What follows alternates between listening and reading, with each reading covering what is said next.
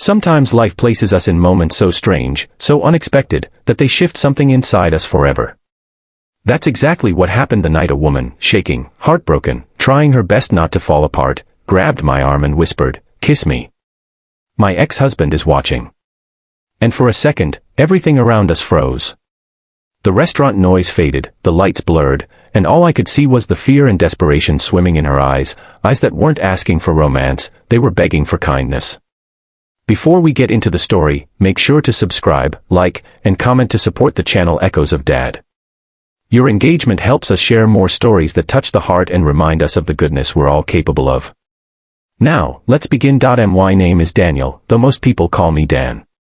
I'm 42, a high school teacher, a father, a man who has lived enough to know that everyone carries a story behind their eyes. But even with everything I'd seen, I wasn't prepared for Anna. It was a Friday evening, one of those warm spring nights when people seem lighter, more alive. I'd stopped at a small family-run Italian restaurant after grading what felt like 1,000 student essays. My plan was simple: eat, go home, sleep. But life rarely cares about our plans. I noticed her the moment she walked in. Not because she was stunning, though she was, but because she looked exhausted in a way makeup can't hide. She kept her head down, clutching her purse like it was the last stable thing in her life. The hostess led her to a table across from mine, and when she sat, I saw her fingers trembling. At first, I didn't think much of it. Maybe she was cold. Maybe she'd had a long day too. I went back to my food. A few minutes later, I saw her straighten up abruptly, like someone had just called her name. Her eyes locked on something behind me, and they filled with panic. Before I could turn around to see what, or rather who, she was looking at, she stood and rushed toward my table. "Please," she whispered, voice cracking. Can you kiss me?" I blinked. "I'm sorry, what?" She leaned closer, her breath shaky. "My ex-husband is here. He's watching. Please, just pretend we're together." I didn't know her. She didn't know me. This could have been a prank, something out of a bizarre sitcom. But her eyes, those eyes, told the truth. They weren't playing games. They were pleading for safety. I lowered my voice. "Are you in danger?" She swallowed hard. He doesn't like seeing me alone. I thought he wouldn't be here. Her voice broke completely. "Please." My instincts split. One half hesitated, this was personal, messy, complicated. The other half, the part raised by parents who taught me that kindness is never wasted, stepped forward. So I nodded.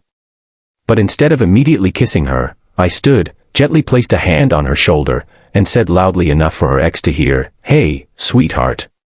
There you are. I was wondering when you'd get here." Relief washed over her so fast it almost looked like she'd collapse.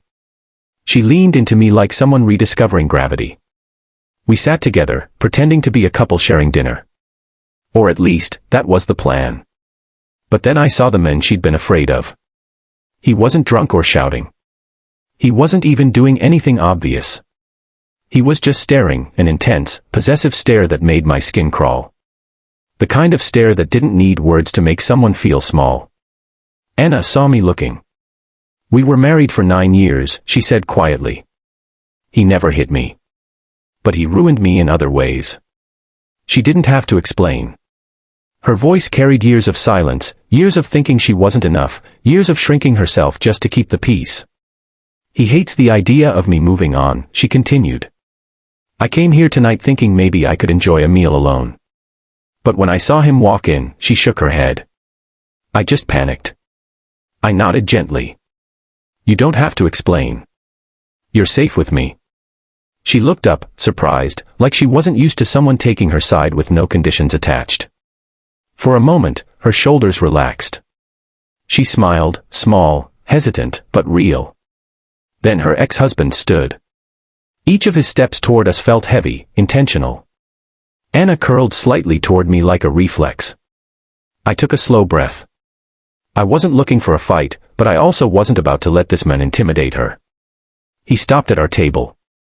"Anna," he said, voice calm but cold. "Didn't expect to see you tonight." She flinched. "Hi, Mark." He looked at me, eyes narrowing. And you are? Her boyfriend, I said steadily. Anna's fingers brushed mine under the table. Not romantically. Gratefully. Mark's jaw tightened, but before he could say anything, I added, is there a problem? He paused. Something in my tone must have told him that pushing further wouldn't go well, not because I was stronger, but because I wasn't afraid to stand between him and her. No, he finally said. No problem. He forced a thin smile. Enjoy your night. When he left, Anna let out a breath that sounded like it had been trapped for years. She wiped her eyes quickly, embarrassed. I'm so sorry for dragging you into that. You didn't drag me, I said softly. You asked for help. That's different. Her gaze softened. Thank you. Truly. We talked for over an hour. Not as fake partners, but as two people who crossed paths at the exact moment one needed a reminder that kindness still exists. She told me how her marriage had chipped away at her confidence. How leaving him was the bravest and hardest thing she'd ever done. How she was trying to rebuild, piece by piece, but loneliness made everything heavier. I didn't offer clichés. I didn't tell her everything would magically get better. I just listened. And sometimes, being deeply listened to is its own form of healing. Eventually, the restaurant began emptying. Anna looked at the clock and sighed. I should go. But I don't really want to. She laughed softly. It's been a long time since I felt safe sitting across from someone. I smiled.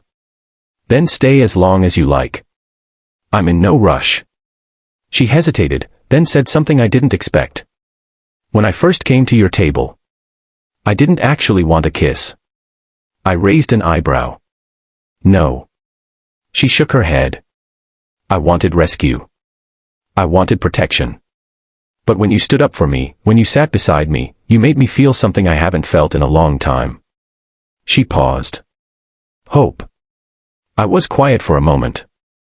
Then I leaned closer and whispered the same words that had surprised her earlier. You'll need more than just one kiss. She laughed, this time, a real laugh. And what's that supposed to mean? That tonight isn't about pretending, I said. It's about reminding you you're worth kindness. Real kindness. The kind that asks for nothing back. She looked at me for a long time, and suddenly tears filled her eyes, not from fear this time, but from release. You're a good man, she whispered. I shook my head gently. No. Just someone who believes we should show up for each other when it matters. We eventually left the restaurant together. I walked her to her car, making sure Mark was nowhere in sight. Before getting in, she turned to me. Dan, thank you. You didn't just protect me tonight. You showed me what kindness can look like again. I smiled. Anytime. She got in her car, hesitated, then rolled down the window. Would you want to get coffee sometime? I chuckled. Yeah. I'd like that.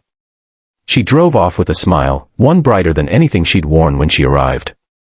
That night didn't turn into a whirlwind romance. We didn't fall into each other's arms, or ride off into some cinematic sunset. But we did become friends. Good friends. The kind who check in on each other. The kind who talk honestly. And yes, months later, we did finally share that kiss she once pretended she needed. But the kiss wasn't the point. The point was this. Kindness changes people. Not in loud, heroic, movie-style ways, but in quiet moments when someone feels small, afraid, or unseen. It's choosing to step into someone's storm and say, you're not alone.